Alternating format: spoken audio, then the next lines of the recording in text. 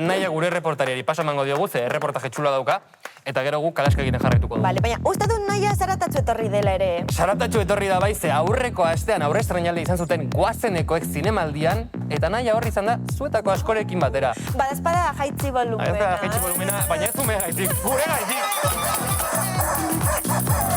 Kaixo bikote, hau bai Kalaska. Goazeneko aktoreak iristear daude, eta nire helburua beraiekin egotea izango da. Ea lortzen dudan? Kaixo, nola da zure izena? Markus. Eta asko gustatzen zaizu Goazen? Bai. Zenbat urte zenitunetik ikusi duzu?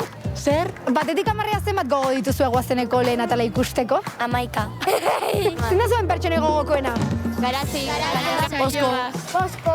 Garazi, Bosko, Gontzal... Txazukutu eta ez gelditu, maite duzun hori, lortzen duzun arte. Nere Elizaldea eta...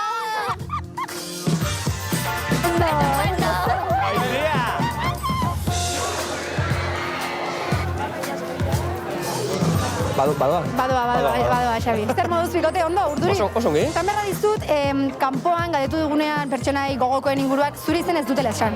Bueno, Goazenen asko dantzatu duzue, baina norekin dantzatuko zenukete agarrao bat Goazeneko aktoreetatik.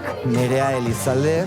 Bani Xabier Elizalde. Bale, norkitzen hitz egiten du gehien WhatsAppen taldean eta gutxien? gehien Julen. Julen taua da, bai. Kontatu didate WhatsAppeko taldean, Julen Taboada agian astunena dela. Zuk hori uste duzu? Euneko unean. Ados. Gure kaimantxoa da.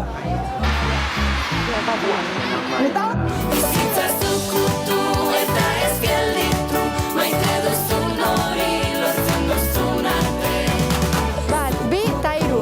Bat, bi, hiru, lau, Goazen!